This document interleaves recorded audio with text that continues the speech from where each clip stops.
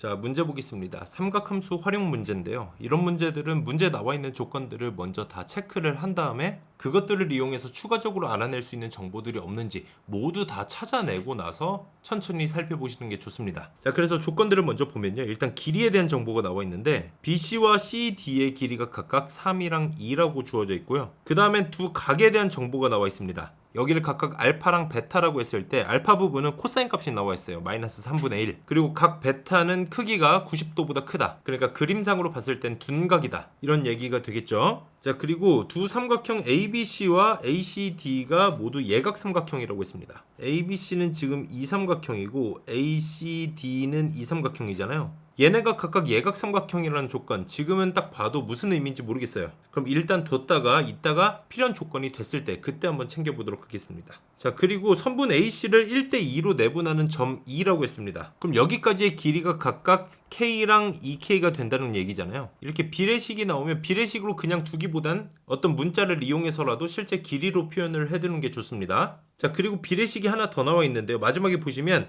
P1, P2와 Q1, Q2의 길이 B가 나와 있습니다. 얘네가 3대 5 루트 2라고 했기 때문에 이것도 식을 바로 풀어버리면 어때요? 안에 것끼리 바깥 것끼리 곱해줄 수 있겠죠. 그러면 5 루트 2에다가 P1, P2를 곱하면 3에다가 Q1, Q2를 곱한 값과 같다. 이렇게 식을 미리 빼둘 수도 있겠죠. 자, 그리고 그 다음 조건을 보니까요. 삼각형 ABD의 넓이가 2라고 했습니다. 지금 이 삼각형의 넓이가 2라고 주어져 있는 건데 직각삼각형이 아니기 때문에 우리는 2분의 1 AB sin 세타 이 공식을 이용해서 넓이를 구해주는 게 좋겠죠. 이 넓이가 2다 이렇게 풀어줄 건데 여기 각도가 베타라고 나와 있기 때문에 이것도 세타 대신에 베타라고 바꿔줄 거고요. 저 두 변의 끼인 각이 베타가 돼야 되기 때문에 여기랑 여기를 A랑 B라고 둘 수 있겠죠. 자, 그리고 보시면 결국 우리가 구해줘야 되는 게 AB 더하기 AD예요. 그게 결국 방금 적었던 A랑 B가 되는 겁니다. 그래서 A 더하기 B를 결국에 구해줘야 된다. 그러니까 당연히 저 삼각형의 넓이도 2분의 1 AB sin 베타 이런 식으로 표현을 해주는 게 좋겠죠. 자, 그래서 다시 한번 정리해보면요. 우리가 이미 알고 있는 정보들 여기 코사인 알파가 마이너스 3분의 1이다. 알파는 여기에 있는 각이죠. 그리고 P1과 P2 그리고 Q1과 Q2의 길이 B를 이용해서 이런 식을 하나 얻어냈고요. 얘네가 각각 3대 5 루트 2의 비율을 가지고 있었다. 그리고 B와 D를 이렇게 이었을 때 이 윗부분의 삼각형의 넓이가 2였다. 그걸로 이렇게 세 번째 식을 얻어낸 건데요. 이제는 얘네를 좀 더 정리를 해줄 필요가 있습니다. 우리가 구할 조건들은 이미 다 구한 것 같아요. 자, 우선 어디서 출발을 할 거냐면요. 이렇게 P1, P2 그리고 Q1, Q2 얘네를 각각 보시면요. 이렇게 원에 둘러싸여 있는 내접원의 삼각형의 한 변이죠. 원에 내접하는 삼각형의 한 변을 이루고 있다. 그럼 원에 내접하는 삼각형을 생각했을 땐 뭘 떠올려줘야 돼요? 그렇죠. 사인 법칙을 떠올려줘야 되는 겁니다. 그럼 여기 있는 P1, P2를 먼저 이용을 해보면요. 그 P1, P2와 마주보는 각이 베타기 때문에 사인 베타분의 P1, P2는 지름인 K가 되겠죠. 자, 그리고 밑에 있는 Q1, Q2 이 길이를 이용해서도 마주보고 있는 각이 알파기 때문에 그걸로 사인 법칙 공식을 적어주면 이렇게 적을 수 있습니다. 사인 알파분의 Q1, Q2의 길이는 외접원의 지름의 길이인 2K가 된다. 자, 그런데 왼쪽에 있는 건 결국 K고 오른쪽에 있는 건 2K잖아요. 그러니까 이 왼쪽에 있는 걸 양변에 2를 곱해주면 어때요? 둘 다 2K가 되기 때문에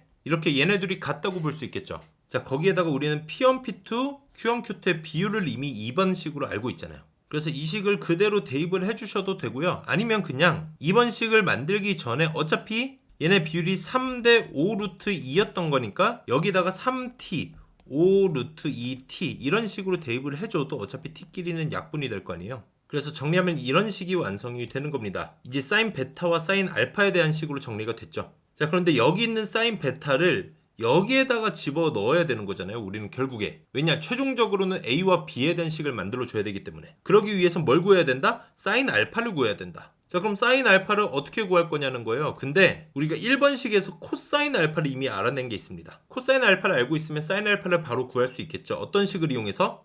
사인 제곱 더하기 코사인 제곱은 1이다. 여기다가 코사인 알파에다가 마이너스 3분의 1을 대입을 해주면 되겠죠. 그걸 계산해보면 사인 알파는 몇이 나오냐면요, 3분의 2 루트 2가 나옵니다. 원래 이게 플러스 마이너스가 다 있는 건데 이 알파 부분을 봤을 때 이게 지금 벌써 그림상으로도 둔각처럼 보이기도 하지만 중요한 건 얘가 플러스냐 마이너스냐 하는 부분이잖아요. 사인이 마이너스가 된다는 건 알파가 지금 180도보다 클 때 마이너스가 되는 거거든요. 근데 아까 문제 조건에 뭐가 있었습니까? 이 삼각형이랑 이 삼각형 둘 다 뭐다? 예각 삼각형이다. 이 각도도 90도보다 작고 이 각도도 90도보다 작아야 된다. 그래서 너무 당연해 보이기도 하지만 저 알파는 180도보다 작은 겁니다. 자, 그래서 이렇게 구한 사인 알파 값을 여기다가 대입을 해주시면 되겠죠. 그럼 이렇게 사인 베타 값만 딱 남게 됩니다. 그리고 이렇게 나온 사인 베타를 여기다가 대입을 해주시면 결국 A, B는 5라는 A와 B에 관련된 첫 번째 식을 얻게 된 거예요. 자, 다시 문제로 돌아왔을 때 우리가 A와 B에 관련된 식을 하나 구하긴 했는데 결국 구해줘야 되는 게 A 더하기 B잖아요. 그럼 A, B와 관련된 식이 하나 더 필요하다.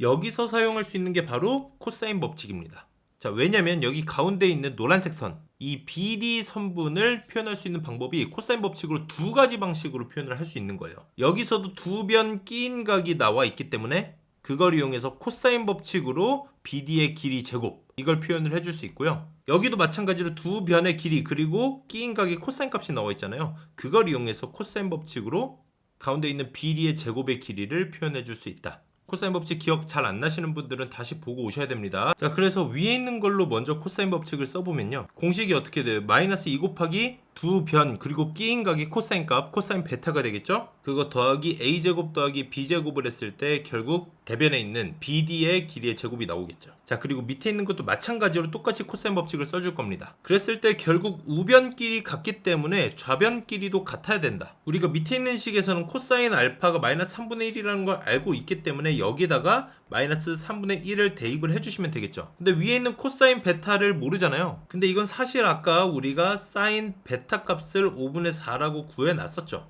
이걸 이용해서 코사인 값도 구해줄 수 있는 겁니다. 어떤 식이 있었어요? 사인 제곱 더하기 코사인 제곱은 1이다. 그러면 코사인 베타는 마이너스 5분의 3이 되거든요.